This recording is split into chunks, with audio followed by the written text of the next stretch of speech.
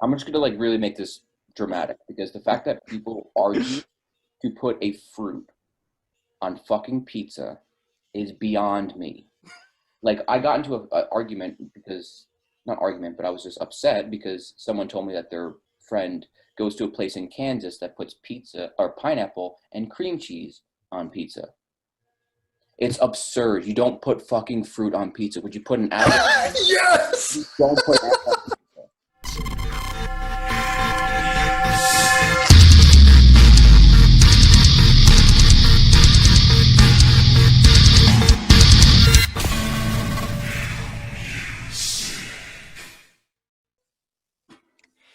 Welcome to the New Music Podcast. We've got your two regular jackoffs from upstate New York. My name is Patrick. And I'm Kyle. We're in it. Yeah, let's get it, guys. We have a fabulous guest on the show with us today. We have Adam D'Amico. Am I saying your name right?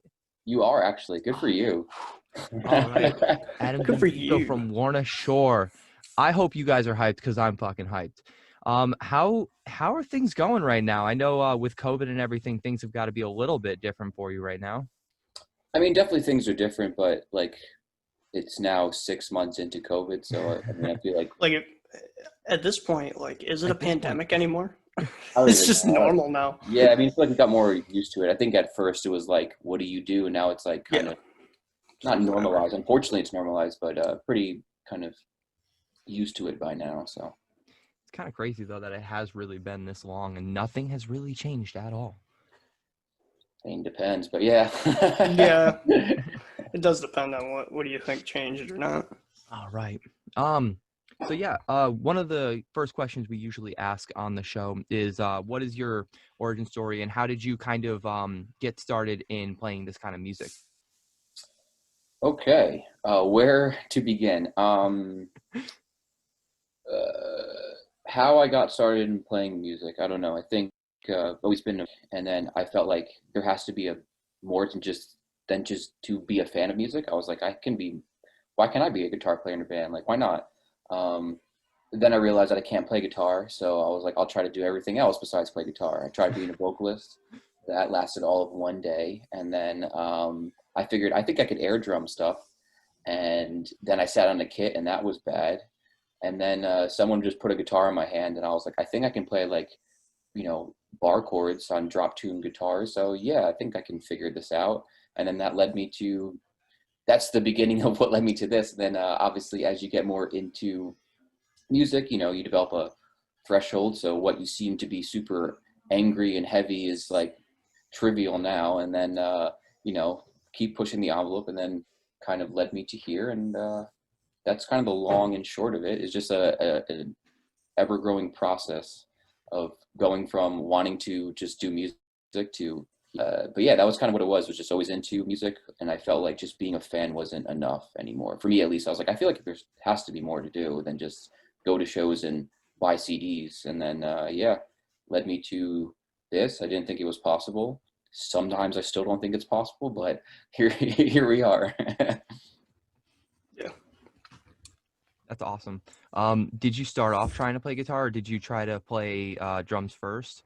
So I tried playing guitar, and I got like a really, really cheap guitar, like one of those like $100 like department store guitars, right? And then I didn't know anything about it. I didn't know how to read tabs. I was reading tabs upside down. So I was like, how are these bands playing these chords? Like, this is ridiculous.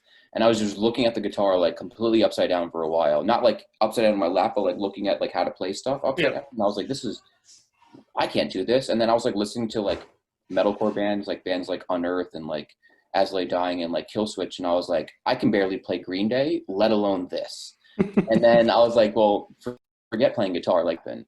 And then I was like, well, I remember the story I tell all the time is that I had a crush on a girl when I was like 15 or 16, and she didn't like me, and she liked some dude in a band. And I was like, well, I think the missing link is I need to be a dude in a band, and he's a vocalist. I should probably be a vocalist. Maybe that's like the missing thing. I'll become a vocalist. And then realized I can't sing, I can't scream, and I can't write lyrics. So those usually things are kind of your duties, if you will. I definitely look really pretty, but I don't really have the other stuff that kind of goes along with it. But yeah, so then that kind of went out the window. And then then I found my way to drums and found my way back to guitar, as I mentioned. So I started with wanting to play guitar and then realized it was a lost cause. Then some days I still feel like it's a lost cause. Oh, I could definitely relate. Yeah. But I'm realizing I forgot to bring up the room. We've got quite the interesting backdrop here, and you were Yeah. telling me a little bit before we started recording about it. So could you tell me a little bit more about that room right there? So I live in North Carolina, and my band lives in New Jersey. My friends and family are in New Jersey, so I come up and visit. So currently, I am visiting friends and family back home in New Jersey, and I am at my drummer Austin's house. And this is his other room, which he like. If you don't know, he has a clothing line, and he did like a photo shoot, and he has all these like pictures all over the wall. It is dubbed the Psycho Room, just because it I kind can of see that.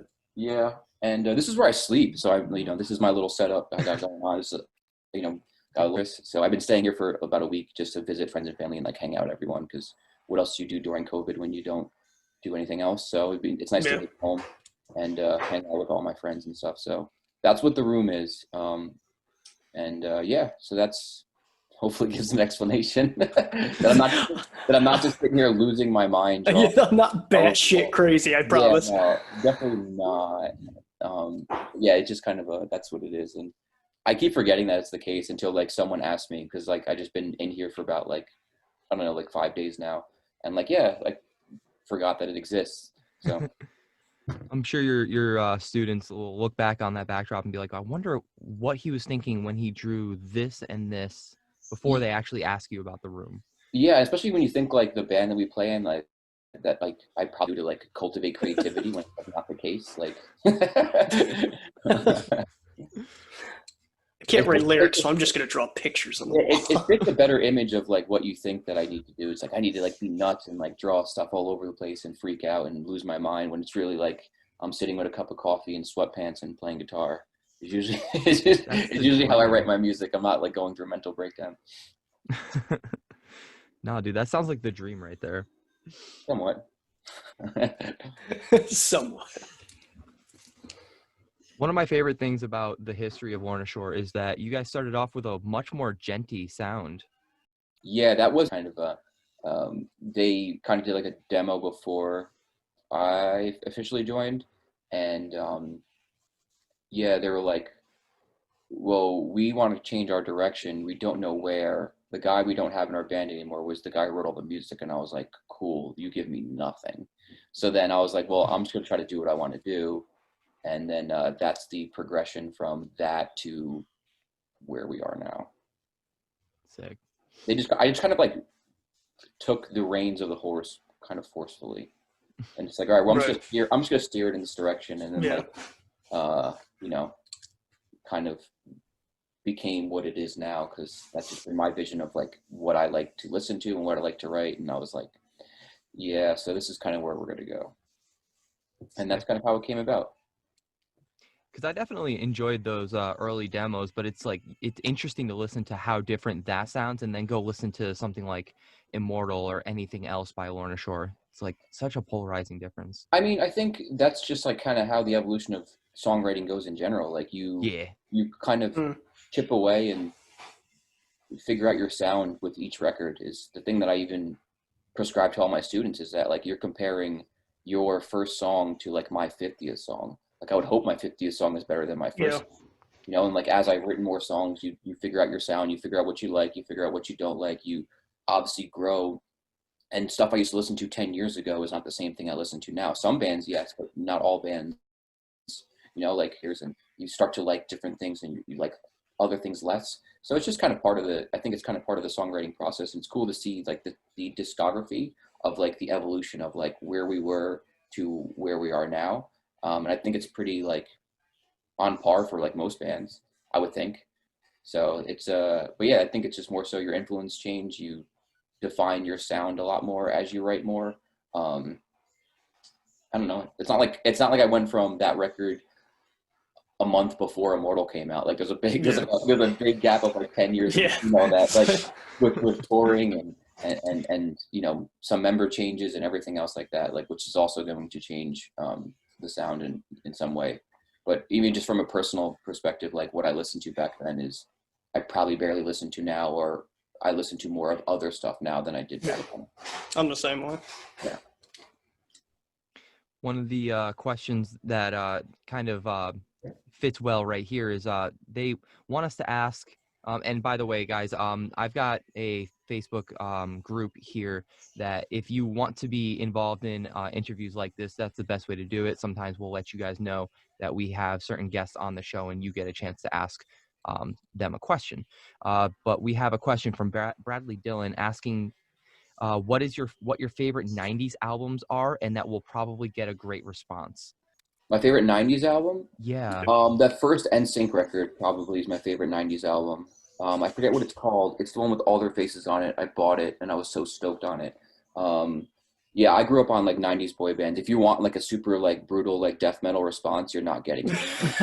Like, I don't lose credibility for being 8 years old or whatever, however old I was in the 90s and listen to boy bands. I didn't listen to fucking, Hammer Smash Face, Hammer Smash Face at in the 90s. So yes, I was listening to 90s pop, and I think that first NSYNC record, I gotta find out what it's called before, so I don't look like an idiot. I think it's No, a I don't self-titled. think any realistic, like any person really was listening Just to need to know. that kind of music at that age. If anyone says they are lying. I don't yeah. care. Yeah.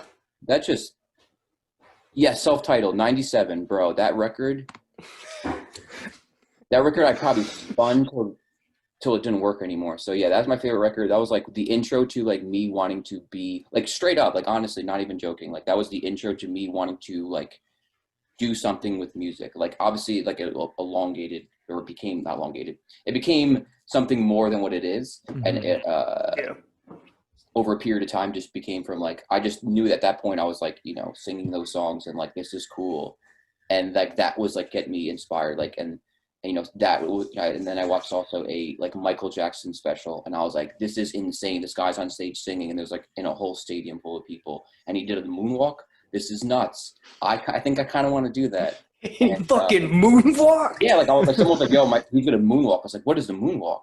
Yeah. And I see him do it, and I was like, what is that? That is insane. And like everyone's going nuts, and I was like, that is so cool. So like that inspired and that started like the whole idea of like wanting to be like, I don't want to say an entertainer because I'm not like a comedian or a clown, but like some may argue. Anyways, but anyways, I wanted to like do like entertain and like perform, and especially something with music. And then like the interest in that obviously changed, but like that started that inspired me to like seek that out, if you will. Nah, dude, and honestly, for me, that was definitely Green Day, the band you mentioned earlier. I don't know about you. What about you, Kyle? See, when I was like in the 90s, I mean, I was born in 97, so I was like at the 3 way years end. old. What albums were you jamming, Kyle? Album where I was jamming that good old. You're a jamming Dying Fetus. I know. Don't Absolutely. I know you Oh, gotta yeah. put that. I know you got to put that on for Oh, the, yeah. the audience that you were listening to that. No, I think it was like Kenny Rogers and shit like that, like country shit. I don't know when Enema of the State came out by Blink-182, but I remember I loved that CD. So I don't know if that was like probably like the first like more rock, and I say that in quote because it's just there was guitar, drums, and bass. Yeah. First like rock record I ever owned. So that probably was like those two, NSYNC, self-titled, Enema of the State, Blink-182, because there was a song called Adam Song. So like lo and behold, like come on, how can I not put on for that? But yeah, those are like the two inspiring records I think of the 90s, because I think the 90s were trash as far as music was concerned. Like video games, like grew up on like Super Nintendo and like side scrollers and Immortal Kombat, totally phenomenal. But like Nirvana, hell no. Alice in Chains, hell no. Like any of those bands, like you guys can all, I don't know, go to hell. They ruined the 80s, which was the greatest moment in music, which was all that metal and everything else like that. So yeah. And I guess like Metallica records came out in the 90s, but like I was like petrified of Metallica, so I You're never forget. petrified of I saw Metallica, I can only poster imagine. on my cousin's wall, and I was like, I don't know, had to I be don't know. 5 or 6, and it was just like two skulls wrapped in like shit, and I was like, this is the most scariest thing I've ever seen. Like, how do you listen to this? This is like living, like scaring the living shit out of me. And lo and behold, like And here you are. years later, I was like, one time in the '90s, I was like, what? Yeah. So That's what's up. That's what's up. Honestly, like some of my favorite music, definitely, I still put on like 90s rock radio because that's something that like me and my wife can both agree on. And yeah, oh, I don't. it's I'm just public enemy number one when it comes to that. oh, that's totally fine. That's Yeah, the like whole point. with me and my girlfriend, like it's whoever's driving, because we both do not like each other's music. I mean, we do, but very rarely. Oh, I never play what I listen to in the car with my girlfriend just because I'm like once in a blue moon I might play something that's like not as like Yeah. aggressive, but I'm not gonna put on like some technical death metal with my girlfriend. Like, But her brother and sister are like really like my music, so it's like, okay, that's cool. I don't know. We recently went down a murder folk rabbit hole, and I'm starting to think that there might actually be country music that I can appreciate because it has there is some darkness in it, and I think that might be what it takes to get me into country. Honestly, I just like the top 40, like people say like the fake country, like country pop, like or whatever you want to call it. Like Oh yeah. those are just like songs that you could hear like out and they're just I don't know. Usually on the radio. I don't think there's anything wrong with that. I know people are like, it's not real country. It's like, I don't care. Yeah. I grew up in New Jersey. I don't know what real country is. I grew up in upstate New York. We don't know what really. Like, come on. I do, you know, like I don't know what real country is. I don't know what it's like to have a pickup truck and sit out in the field. I don't know wherever they do. Like, It's not as fun as you think. In my opinion. I can only imagine how fun it must be to think your tractor's sexy.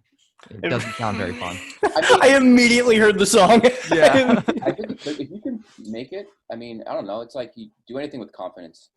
If you can make a tractor sexy, then that just shows just who you are. It really turns around. I definitely think I could. Honestly, if I had the opportunity to sit on a tractor, I'd make tractors sexy. I don't know. At least I'm convinced. I'm up for the challenge. Would you fuck me on this tracker? I'd fuck me. That's just tractor. Oh fuck. That's it. I'm gonna go get a John Deere now. Thanks guys for this pep talk. I think I really needed this. I don't think you realize, Pat, you could just come laying around. Just fine when laying around.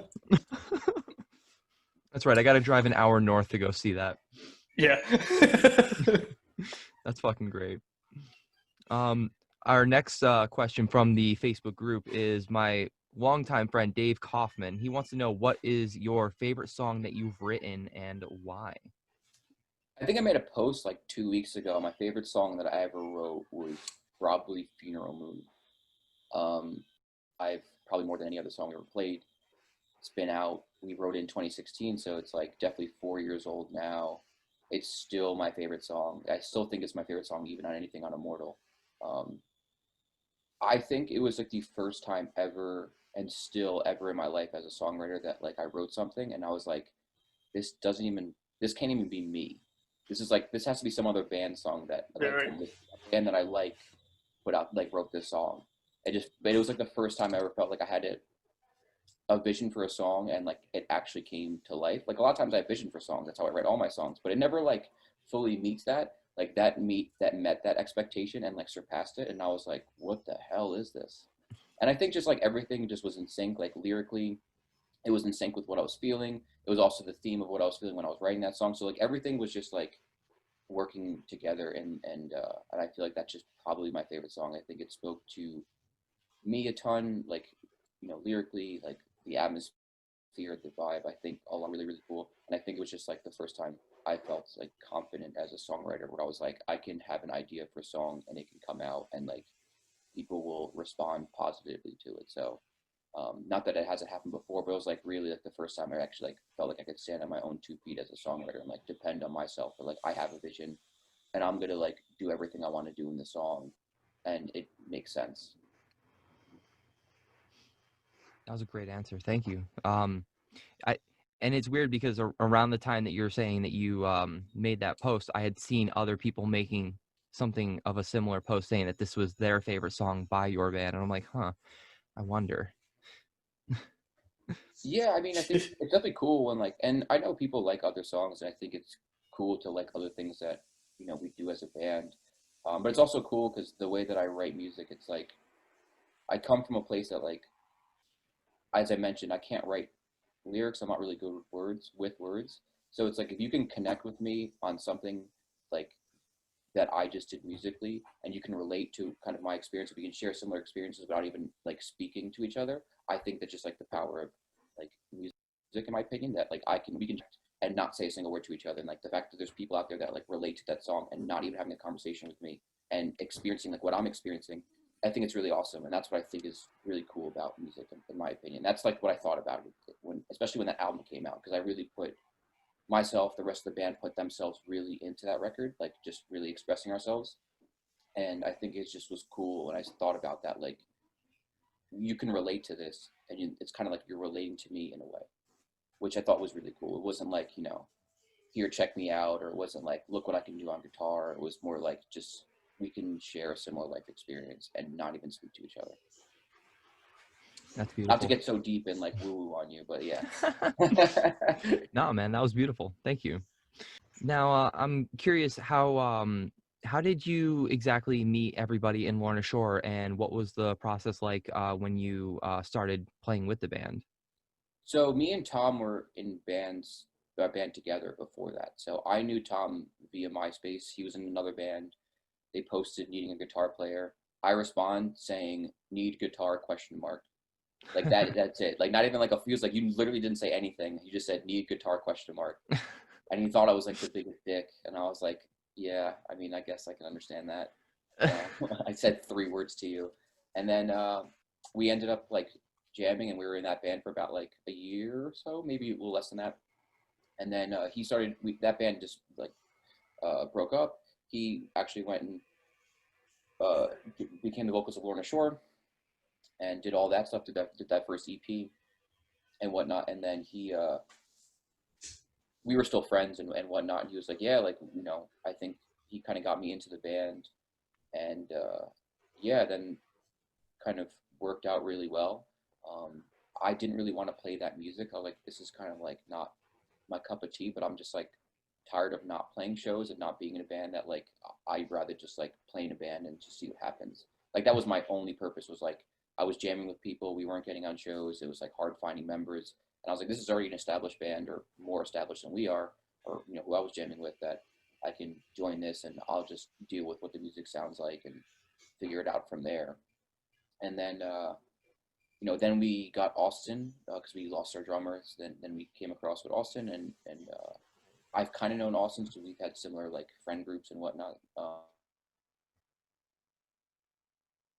for a while. And then when people joined us, and you gotta impress me, if you will. But nonetheless, it was pretty seamless process. Nonetheless, it wasn't difficult. It was pretty easy. I don't know. So it wasn't really as challenging as I thought it could have been. It wasn't as challenging as other bands I've tried like playing with, where it was like way more demanding when it really didn't need to be. And so it was pretty seamless. It was pretty easy, and wasn't really hard at all. It was more so like just musically I wasn't into it, and then that And changed. then, the style changed and everything. Yeah, right. It was pretty easy. They kind of like understood my vision. I was pretty like, I don't know. I'm pretty set in what I want to do, and I'm like I'm very vocal about it. So it's not like I don't speak my mind. So then since no one else was speaking their mind, I'm like, all right, we're going to go do this, and this is kind of the direction. So it was pretty easy, and it was a pretty gradual process to where it is now. Sick. Do you have a lot of tattoos? Not really, nothing crazy. That's a thing I keep putting off, because it's like I'd rather spend money on like other things. And then I always go, oh yeah, I definitely want to get some. And then I decide that I'd rather buy like gear or other stuff or any music related things. I'm just like, I don't know. So not really, nothing crazy. Just like kind of my arms, really, nothing really. Yeah, the listeners definitely know I talk about it very often. I made the mistake of doing my hands too soon. I didn't finish anything up here. So Right. now it's like, it's a little too late. Gotta find at some point put money into that, but wife and kids. Some things Right, are more exactly. important.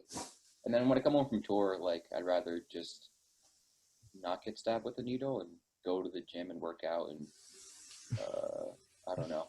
I'm just, usually when I come home from tour, I'm also super busy with like working jobs and Yep. teaching or other things that just like I just don't have. I then we go on tour again, and I'm like, oh, I missed that opportunity, and then so on and so forth. Where I told myself this year that I was gonna like start finishing some things and start going to other areas, and then like COVID happened, and that was it. Are there any interests that you have that people who are fans of the band might not expect?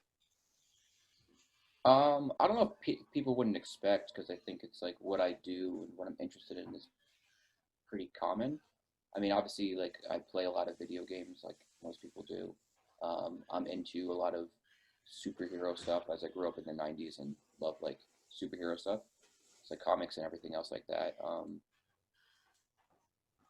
Okay, I guess what I could say is like I'm really big into like the like mindfulness world. Like I'm big into like meditation and like spirituality and stuff, which I don't think it's would be known. If you follow me, you Hmm. could probably go, I get it. But like I Yeah. got really big Right.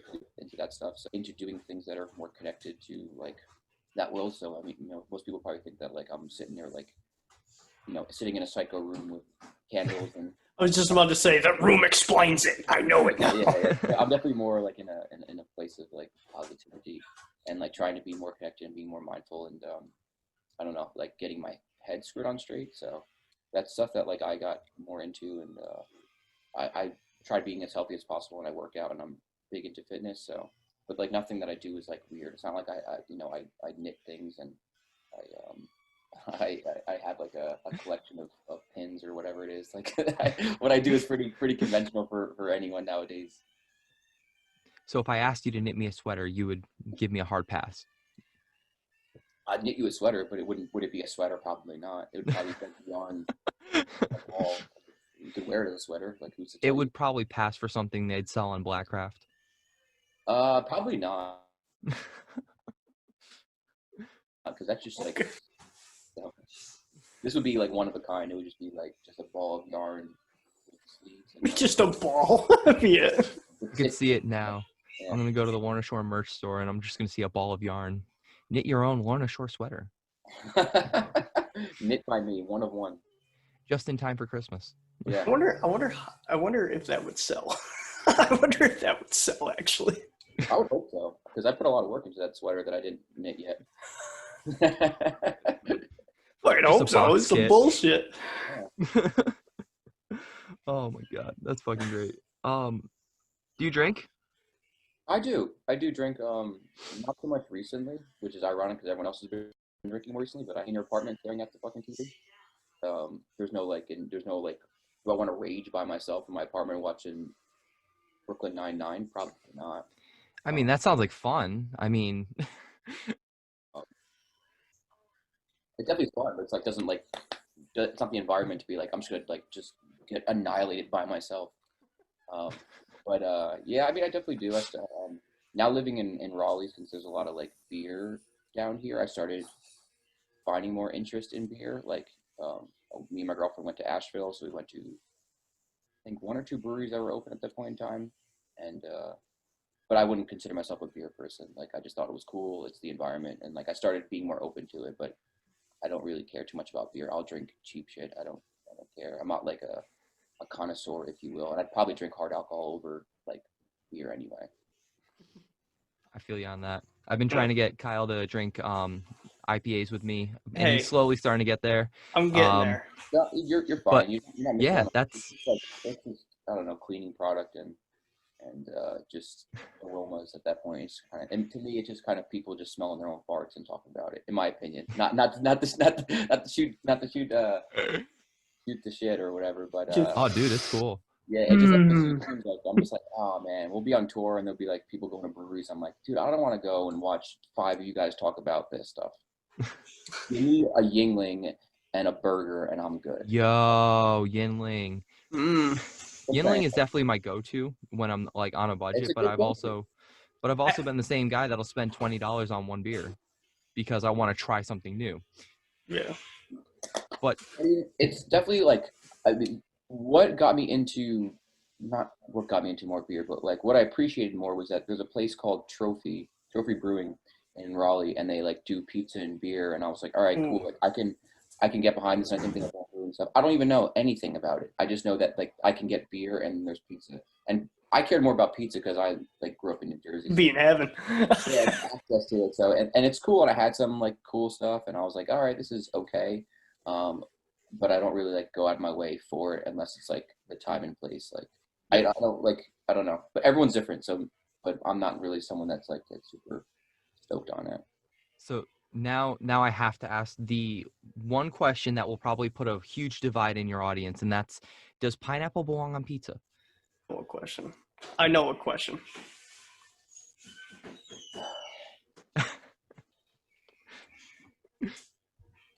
The fact that you have to answer that question is like asinine. I know.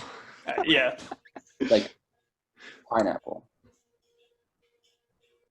I'm just gonna like really make this dramatic because the fact that people argue to put a fruit on fucking pizza is beyond me.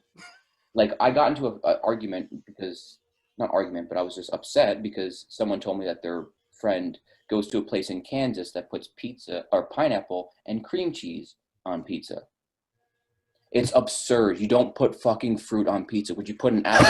Yes. You don't put an apple on pizza. First off, if you can't even eat a plain slice, then the place is not good. If you can't make a good plain slice, then what the fuck are you good for? Exactly how I am with Chinese food. Facts. And so if you have to care about the pizza, or do you care about the toppings? If you can't have a good sauce, you don't have a good dough and good cheese. I don't give a fuck if you put pineapples on it. If you don't have the basics down, and then don't ruin it, but put fruit on it. Go next time, take a pineapple and dip it in ketchup and see how great that is. It would be garbage. Yeah. Don't put pineapples on pizza. Oh my god. Yes. Great. The fact that it's an argument, people go, "Oh no, it belongs on pizza. It belongs in the trash." And I go, "It's not on pizza." Oh, this is great. This is great. Yes. First off, just eat it plain, and then put like your basic toppings, like pepperoni on it. It's great. Sausage is great. Like you could put like the stuff that you'd see, like when you see like a classic like pizza, Like a box, supreme pizza and shit. the pizza box, they have like little squares to see what toppings are on it. Yeah. Is pineapple ever on there? No, it's pepperoni, it's sausage, it's onions, it's peppers, it's mushrooms. There's no box to check off for fucking pineapple, and if there is, that's my 2 cents. They even have anchovies on the It's box. just anchovies. It's anchovies. They don't even have fucking pineapple because you don't put pineapple on pizza. Never put pineapples on pizza. I'm not gonna lie, I've always wanted to try anchovies on pizza. I've never had it before, and I've wanted to. That's just one of those things that I would try it once, but I don't think I'd ever, like, I've eaten anchovies plain. Yeah, I wouldn't go out myself to get like, oh, you know what? I want an anchovy pizza. No, I just want to try it once. You eat fucking pizza plain. I don't care. Most of the time, that's where I am. But if I'm feeling crazy, I'll get a white sauce pizza with spinach and mushroom on it, maybe peppers and onions. I don't know. Yeah, I can't do the white sauce. I support that. Like that's a good slice. That's a good slice. That's my go-to. Fuck it up and go grab a fucking fruit that doesn't belong on pizza. The only fruit, like no one's putting cherries on pizza. No one's putting raspberries. What about watermelon? Do you put watermelon I don't think that would cook very well. on pizza? Probably. I don't know, dude. I don't know. And the only argument that I have in favor of pineapple on pizza is that technically tomatoes are fruit, but like at that point you're cutting it up into a sauce anyway. But, I mean, I personally like tomatoes on the pizza too. I mean, like if you sliced it up thinly and then like actually cooked it right, that'd be pretty cool. All right, I understand the debate about tomatoes being a fruit, but it's not fucking pineapple. You don't make toots. You make them with tomatoes. That's gonna be a no for me. That's a no for me, dog.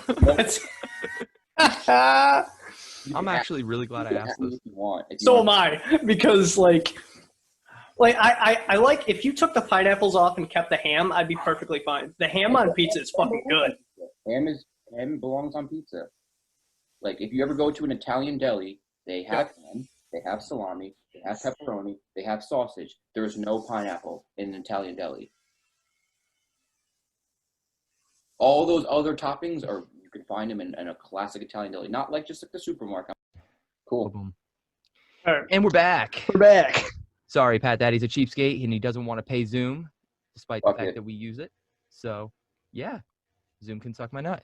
But thank you for coming right back to us. We actually have another question ready to But go. like for real, if we ever meet up, we're having pizza. Oh, I don't give a shit. Oh, that's fine. He's like, after that rap, fuck yeah. Don't threaten me with a good time. Exactly. Oh We're my gonna God. put we will have. I swear to God, all the people that we meet, Pat, we're just gonna have a big, huge party somehow. I And would we're just love gonna to have do pizza. a pizza party for NUMUSICK alumni.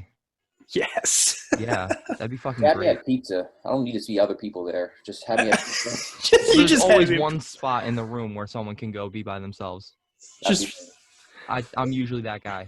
honestly, and I'm also down for like all of us to be doing a collab song, just one time. No. Don't merge pizza and music together. Just let me have my pizza in peace. Now think Well, about no. I'm not talking about that. Like that's after the party. That's after the party. That's long term. You take away from the party because that becomes daddy's work. No, we're not confusing daddy's work with pizza. We're gonna just let me eat my pizza and just not think about writing riffs and breakdowns and stuff like that. Let me just eat pizza with no toppings on it, just cheese, sauce, and crust. That's all I want. No riff involved, no guitar involved, No overhead. no vocals with they scream, no words that matter involved. Like I don't want any of that, none of that. Oh shit. That's honesty for you right there. That's honestly free. Honestly. So now that I have thrown that question into the Deathcore Snobs group, they're definitely responding. And one of the first comments right away is a pretty much a shot at you already. So I hope you're ready for this. They want to know why you threw the Power Rangers theme song riff into the song Immortal and why is it so fucking awesome? What Power Rangers theme song riff? Yeah, I don't know where they came up with that, but that's the question. Yeah, that, but yeah, me if you gave me like a better thing, I would respond to that. But I don't know if that's an insult. If you talk about a show that I watched, you say you like the riff, and it also doesn't sound like Power Rangers. Where are you at, bud? It definitely doesn't sound like the Power Rangers theme I'm song saying, at where you all. No. No. If you give people the opportunity on the internet to ask a dumb question, they fucking will. They'll take it. Now, They'll take that. see, that's what I'm saying. I don't know what you're talking about. So if you're talking about like the guitar lead in Immortal, then cool. I'll take that because That's a compliment. that's a compliment because I like Power Rangers. I want to be the Red Ranger. I was the Red Ranger for Halloween. So, yeah. But it doesn't sound like Power Rangers. That's fine. Whatever, man. Sick Yeah. question. Ask him why the fuck my pee small. See, this is what I'm talking about. Yeah, we're just gonna get. Opportunity. Yeah, it's fine. It's fine. Why is it small? I don't know. It's genetics. I'd have to imagine genetics. Yeah, genetics Someone's asking about a virtual usually tour play a soon. part. Like If you touch yourself, I'm not a doctor, but like I think that virtual tour soon. Where do I virtually tour?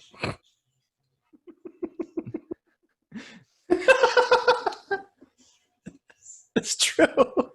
Where would I virtually tour? I don't know. No, Yeah, we're gonna tour on Twitch, and then we're gonna go to Zoom, and then we're gonna go on. yeah, where do I virtually tour? If you mean, will we play a virtual show? That's a better question. And I'll answer that for you. Then maybe that's a possibility. But a virtual tour, do we virtually go to California and then virtually go to Texas? No, And you then do what Suicide Silence did, and you actually travel to all those locations and then only live stream to those locations. I mean, if we had the budget and, people would still complain. People would be like, oh, you didn't, Oh yeah, you I didn't play complained about it. you didn't play my backyard. So you didn't play my backyard. The fuck. I'm not gonna come watch this. But no, I mean, to answer your question more properly, will we do a live stream thing? That's an idea, but if we do it, we want to do it properly, not me in this room playing guitar. Yeah, just from your couch. Why not? Yeah. Yeah, fuck it. I know one of the questions that I had for you that literally just came back to me was that there was some discussion about you guys dropping an Immortal, an instrumental version of Immortal. And is that something that we can expect from you guys? Yeah, Or even just we're other trying to albums? work that out, going back and forth with the label, trying to figure stuff out around that. But I know we really want to release an instrumental record. Like I've always threw that out for like all the time. I always like, don't think it's cool. I appreciate music as a guitar player, so I want to do it with Flesh Coffin, but the label was like, it's not musically appealing to where it's just you can That's a ride on just fucking lie. It is definitely. Now, hear me out, all right? I've got a playlist that's almost 45, 46 hours strong of just instrumental deathcore. I need more, though. right. I'm saying like I want to do that. We want to do that for Flesh Coffin. The label was like, well, it's just like it's not the genre of music to do that. And I was like, okay, like when I write music, I try to stand alone without vocals. Like, can this song Yeah. be good without people like screaming on it? Just like that's just the cherry on top. And that's the way we always write. It's just like, can this be standalone, good, heavy, interesting, whatever it is, without vocals? And that's just like our basis. And then when it came Immortal, it's like, yeah, it's even more musically appealing. And I was like, why don't we make it instrumental? Like, we want to do that from like out the gate. Like, I've seen bands that do like a double-sided album where they have like the one vinyl is, the full record, the other one is just like the instrumental. And I've always enjoyed that. So I kind of wanted to do that. But now we're just deliberating with the label and trying to get it to figure out how to do it and when to do it. So I know we're fighting strong to get it out, and we've been doing it for like months. So I hope so. I plan on it. So, and I'm gonna keep fighting to get it out. I'll tell you right now, the moment that news drops, you'll have one confirmed sale from me. That's And I will awesome. stream the shit out of that because Awesome. Kyle can vouch for me. I literally listen to instrumental way more often than any other form of music. That's just my shit right there. That's awesome. But we have someone asking top favorite bands, so I'm gonna try to expand on that because I think that's a pretty vague question. What are some bands that are current right now that you think are killing it right now? So like up and coming bands, or like bands that like I find myself listening to I more. don't Like, think it really. I mean, I don't I think that think really that matters. But either or works yeah, for me. so I don't know, and I hate to say it. I haven't really been listening to a lot of up and coming bands, and I don't even know if they would be even considered up and coming bands. Like, I haven't really heard anything new that I've been like super stoked on. And I'm also, my ears not to the ground. The only band that I would say is the band Strangled. Is probably one of the only bands that I think is like really cool. That's like more like a brand new band. They're sick. Uh, who else have I been listening to? The band Equipoise. I don't know how to pronounce it, but they're like a tech death band. Um, it's really sick. I've been listening to that more often. I'm just thinking of bands that like have one record out that I think is awesome. And those are the two I can really think of that are like off the top of my head that I've just been listening to. I like the band Veil and Nath, but they're like been a band for like years, so I don't think it's like a new band. So I don't know. I haven't really heard anything new where I've been like, hell yeah. Like, I don't know. My ears So also not to. outside of that, then what bands are you stoked about? We definitely got Strangled because that's something that even like us on the podcast, like we've hyped the hell out of that band. We love the new wave of They're great. hardcore. It's like unique. It's super cool. I think like the band's like raw aggression, like has a lot of emotion to it. Like it's not like fake artificial heavy. It's like you can feel like the energy and the emotion to it. So I think it's super awesome. I feel like it's really real. It's not like this like fake artificial like inauthentic approach to it. It just feels very like real. So I think that's awesome. Um, but yeah, go on with your question. I'm sorry, I cut you off. No, you're good. You're good. I was just gonna say, what are some of the other bands that you're into at this moment in time, or even just bands that are outside of metal? I know we talked about that a little bit earlier. I so the band Hundredth has like completely changed their sound and gone away from being like a melodic band to they're still melodic but like not really like as heavy. And that's a band that I've been listening to a bunch. Um, and even within metal, like I just been listening to the same stuff I've been inspired by, like from Behemoth to Necrophagist to Obscura to Dark Funeral to The Faceless. Like all those bands are just like still like I listened to a bunch because I just think those records were like, and to me, were phenomenal. And those are band. I was even complaining recently. I was like, I haven't really found anything new to listen to. I just keep regurgitating the same stuff, and I don't know, like just kind of stuck on these like albums I found like 10 years ago, or up in that realm, and just still think those are great records, and I listen to it all the time. I'm very inspired by it, and yeah, those are just like the bands that I constantly go back to. Is those. Yeah, I feel that. Have you gotten into any of the new wave of like new metal and like trap metal and stuff like that? Never. That's like not my thing. That's okay. It's definitely been something that we hype a lot on this show, despite Yeah, the I name know it's being like out. new. People like it. That's just. What like give me an example of like bands that you would. Well, Definitely our boys over in Dropout Dropout Kings. Kings. Yeah, Dropout Kings is definitely one of those bands that would have to be repped if we're going to talk about that genre. But me personally, I've been listening to more on the rap side of stuff, so like Jake Hill, Josh A type stuff. Um, and Haskins' new solo EP is probably going to be going down on Spotify as one of the things that I've listened to the most this year. This is the first I've ever heard of any of those bands. It's literally So just it's not screaming over not rap even in like beats. my yeah, it's like it's not anything that like I even listen to, so or even came across. Honestly, it just my ear doesn't even like, or I'm not even like looking for that, so I don't know. But yeah, I don't really have any a basis of that stuff. I never really was into like new metal even when like it first came about, like other than like being aware of it. It wasn't my thing, quite frankly. Nah, dude, I feel you. So it's looking like Safar Rosa, however you say that name, is asking what is your favorite guitar? Oh, my Ibanez RGT, the one that you see like literally in like every video. I brought it on tour every single time. It's now like embedded with my DNA. So it's just like that's now become me in a sense. But yeah, An it's like my extension favorite of guitar. you. It really, because I mean, with all the sweat and all that stuff and bringing it on tour and playing it, like it's just now like fused with my genetics in a way. But yeah, it's definitely like my favorite guitar. I played it extensively for years. Nothing else I play is similar to it or like it. So I don't know. I just love that guitar to death. It's destroyed, and it's like definitely has seen better days. But I don't know. I absolutely love it. Now, I'm definitely not like gear savvy, so I don't know. Is that like a 7 or an 8 string or It's something a like six that? string. Yeah, I got you. I got you. Oh, he's gonna show us his baby. Got you. So if you've seen Lorna Shore live, you've seen this six string, this gem that is literally beating it. You can't really tell all the mix and all the greatness of it being destroyed, but this is the thing that I think I played the most, and I love it the most. Six string. I bought it used on eBay out of principle because the fact that the guy I was bidding against was a dickhead, so I just wanted to beat him. Oh, Yeah, I didn't know how like reserves, or I didn't know how like you can like I didn't know how eBay worked nonetheless. So I didn't know you can like put a value and like it would keep betting for you. And I was like, how is this guy just literally sitting on his computer betting $5 more than me? And I was like, screw this guy who I'm going against. I now want to beat him.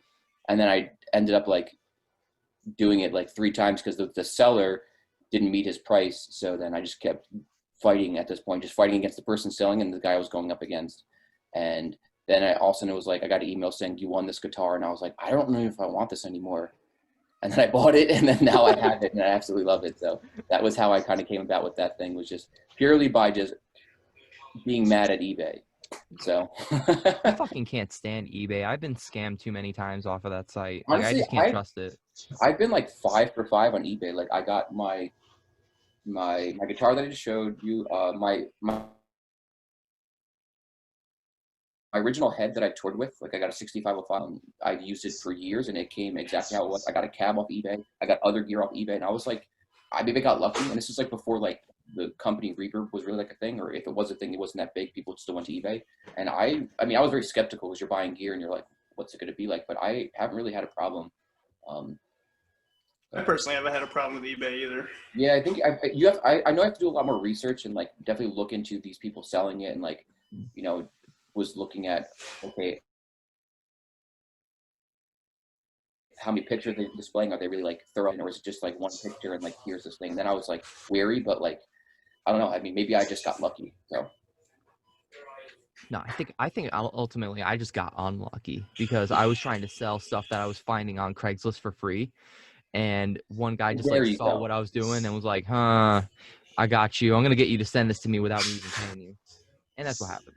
I mean, I never sold anything, so I don't know how that works. So I mean, I know how it works. I never like know the complications with that. I've only bought things on eBay. Yeah, that was definitely that was a pretty harsh reality for me there. I was like, maybe I should stay away from that then. Yeah, but we talked a little bit about video games. What games have you been playing lately? So I just beat Ghost of Tsushima, which is great. How is that? I think it's great because I love like samurai like stuff, and I think it's really cool. It feels like really like you're really like realistic and embedded in that world. So I thought it was really awesome. I had a lot of fun doing it. It's really good at a time like this to like get lost in a game when you have like Right. it's really fun. Those are the games like you need once in a while to get lost in the story or lost in the open world game. If I didn't have the time to play, I wouldn't enjoy it. But because I had the time, because like normally when I play games, like I'm doing it in between touring, and Yeah. if, especially a big open world like RPG or whatnot, like Skyrim or any of those type of games. Fucking Skyrim, Jesus Right. Christ. You start playing the game, and then you leave the tour, and then it's like, oh shit, how can you like where am I? And then you're kind of like lost from the story. So it was cool to have that time to do that. So I played that. I guess early because this year I finally actually got to play most of my video games because I would buy games and then go on tour and then come back and then buy another one and never really beat anything. So like I played Doom 2016. I finally beat that and went through that because I always kept restarting it because I would come home from tour and then do that. Then I played Doom Eternal and I love that. I played actually the Spider-Man game, which I absolutely love because I'm a huge Spider-Man fan, so it felt like really, really real. And then I started playing Bloodborne again, which is quite frustrating. And I I don't do even want to try it. yeah, I do love it. And then Andrew, our the guitar player, he's been really like talking to me about Dark Souls, and I have Dark Souls. And I'm just like, I don't know, I like Bloodborne better than Dark Souls, but I might play it. But I'm just waiting for Cyberpunk 2077, and I've just been playing Mortal Kombat in the meantime. So I love my controllers are too expensive now, so I don't want to smash a controller. that's fair. Yeah. Like I was thinking about streaming like Dark Souls, but I was like, ugh. You got to get really good at that if you're gonna if Yeah. you're gonna pursue that. I just You don't better feel put the hours in. watching me get angry on stream. I mean, I know it's like kind of part of the thing, but I just like I don't know. Yeah. I don't like to be angry on stream. I don't.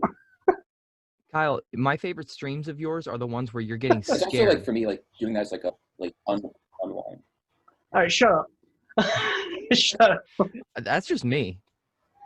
I like the scarier games that you play when just in general, like people that do get like chicken shit scared, not saying that you do, but like Oh, I do. that's more entertaining to me than watching somebody like completely kill it on Dark Souls.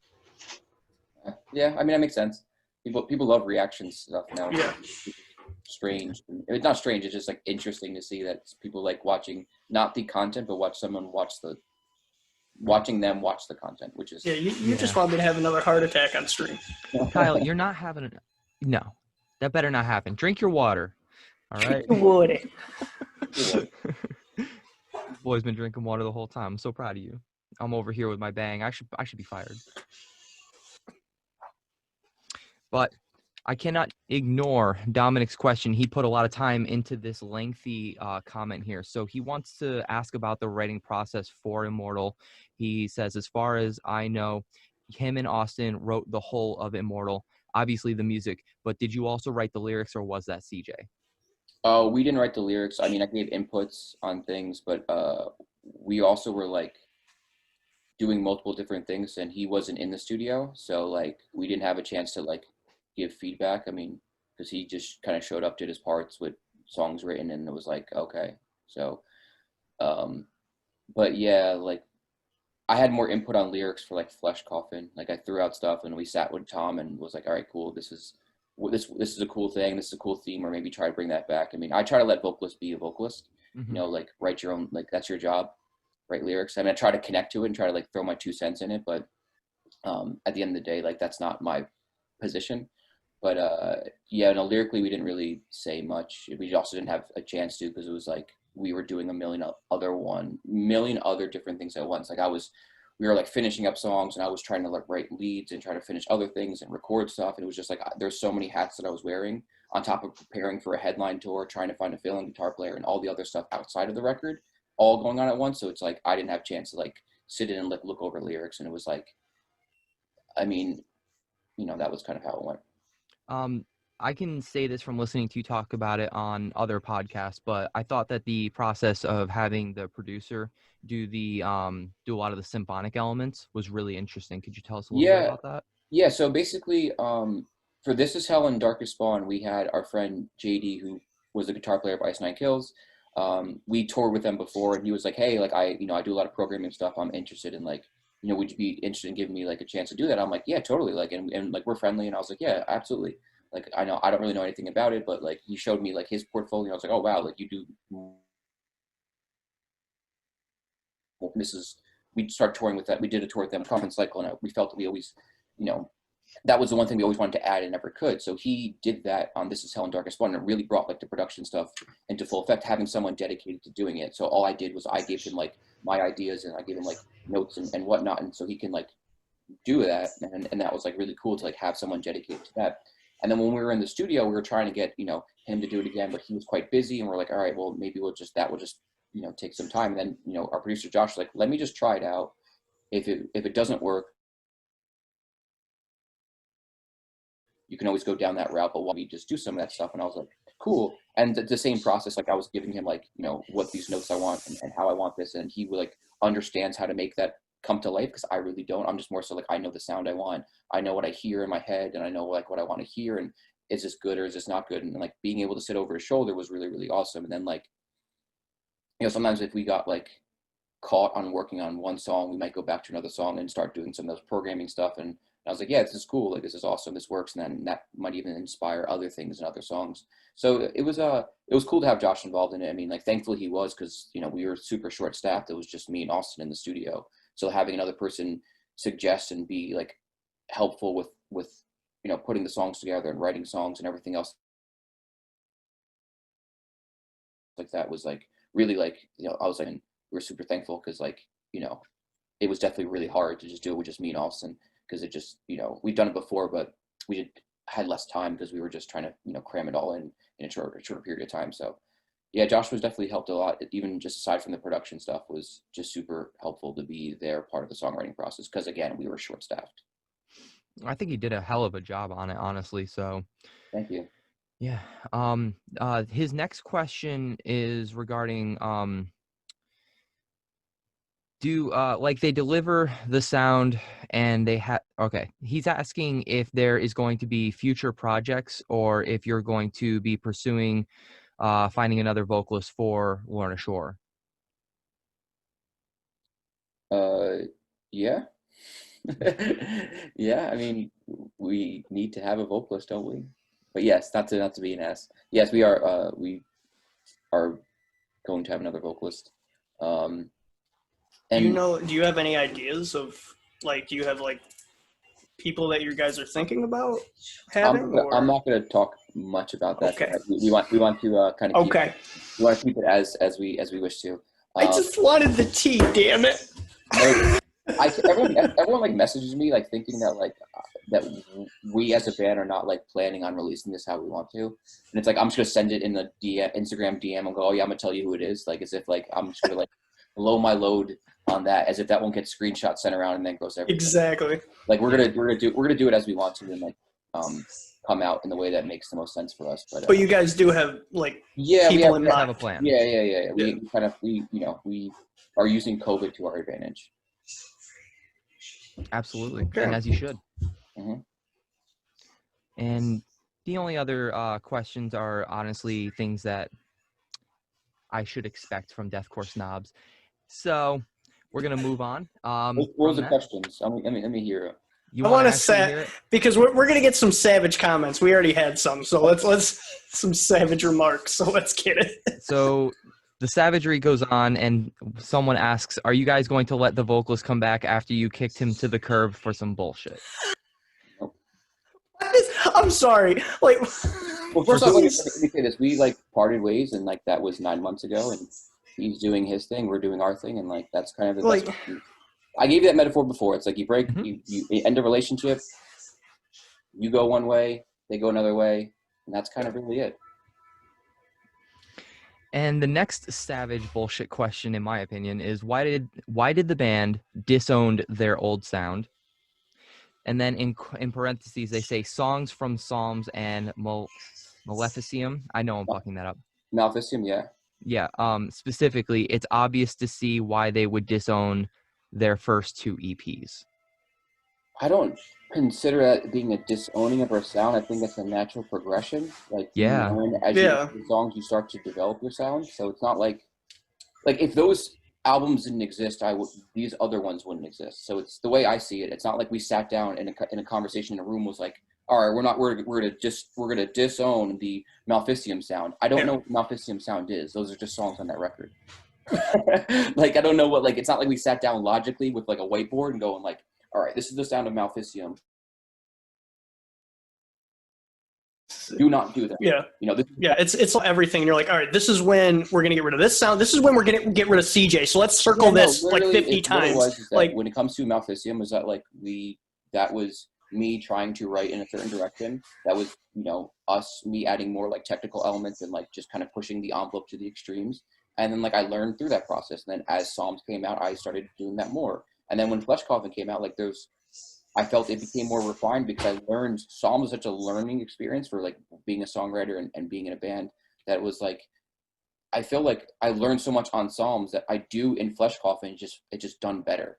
It's not like what I do on Psalms does exist on Flesh Coffin just in a neater way. And what I do on Immortal is the same thing I do on Flesh Coffin just done in a better way. It's not like I abandoned any sort of sound. I just did my sound better. Is how we see it. We didn't sit down and go, yes, abandon Psalms. No, we learned our experience from Psalms, and you progress as a musician, and you become better as you do it more often, in my opinion, or you become better at creating the sound that you want to create.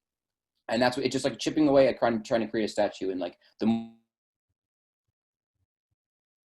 more you do it, the more defined it becomes. It's kind of what each of those albums is, just a step in that direction. And I don't think it's like an abandonment of sound. I'm sorry that we don't do other things that we did before, but that was the direction. You can't please everybody. That's why I try to just please myself. So take that how you wish. I mean, it's your music. That's what you're supposed to do. If you're not happy with it, then how are you supposed to sell it? Yeah, it's we got into music because we didn't want to go into corporate America and become being told what people want you to do. I don't want to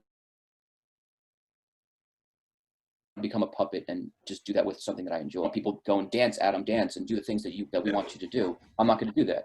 I'm going to do what is it that I want to do, and we're going to do the things that we want to do as a band. And if you don't enjoy that, that's okay. There's a million other bands that do music, and maybe we're not the one for you. And I'm not going to subject myself to just being a puppet and just dance for someone because they want someone to sound a certain way. This is artistic expression for us. This isn't just something to do. No, dude, I totally feel you on that. And honestly, I think Dance Adam Dance would be a great side project for you. Just covering Dance Gavin Dance songs, but you improvise the whole way through. Yeah. That would be rough. But anyways. So let's hear more savagery, because that wasn't really savagery.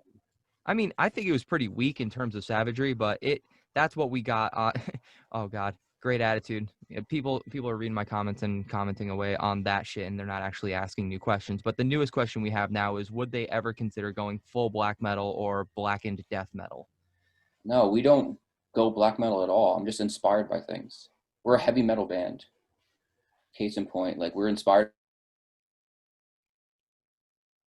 by these things. I listen to things from black metal, death metal, to tech death, to progressive music, and I don't consider ourselves to be a progressive deathcore band or a technical deathcore band or whatever it is. We're just a heavy metal band, and we just take inspiration from different things. We wouldn't go full on black metal, because I barely think that we do anything that's really black metal, if you will. It's just I don't think we are that. I just draw influence from that, and I just think the whole genre thing is just kind of weird to me. And if I choose to write a more black metal inspired song, then you're not going to tell me I can't.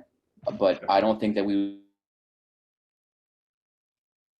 would just go and do things in a song is because I would get bored if I just had to do one thing. Exactly. It's just cool. I listening to these type of things. Let's put it all in a song. Or I like listening to this sound. I have this it's kind of like food. You ever have you just have a craving for something? You just have a craving for Chinese food. And then when you feed that itch, it's just like it's phenomenal. But you wouldn't eat it every single day.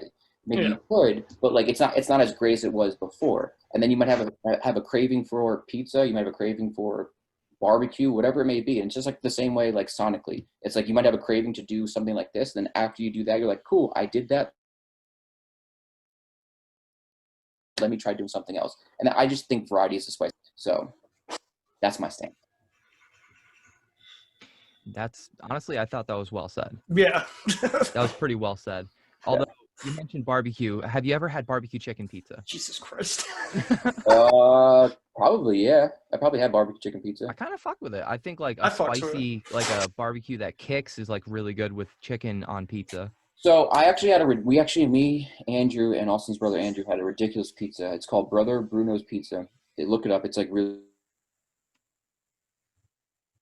Instagram like pizza, and the cheesesteak disco fry burger, not disco fry pizza, not burger, and it was this pizza that was like this thick that was stuffed with mac and cheese. It had cheese steak on top of it with French fries and gravy, so it was like disco fries on top of it. Shut up and You take said my disco money. fries pizza? It was a cheesesteak disco fry pizza stuffed with mac and cheese.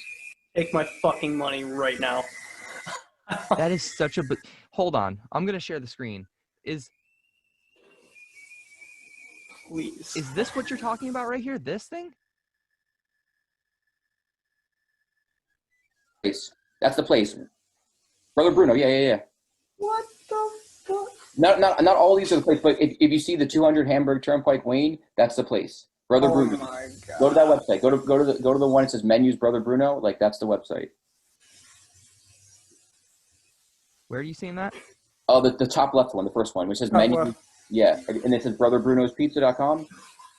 This is the place. Yo, brother Bruno's getting a What? hell of a fucking shout out here. But damn, I'm not gonna lie. Before we do this next interview, I'm gonna need to eat something. This is Yo. fucking hungry, and it shouldn't because you're gonna tell me pineapple doesn't belong on pizza, but you're gonna be okay with all these desserts, like Oreos on pizza. That's a dessert pizza. It's not. There's not going on sauce. It's not going on sauce. What the fuck? Oh my god. Where is this? It's in New Jersey. It's in Wayne, New Jersey.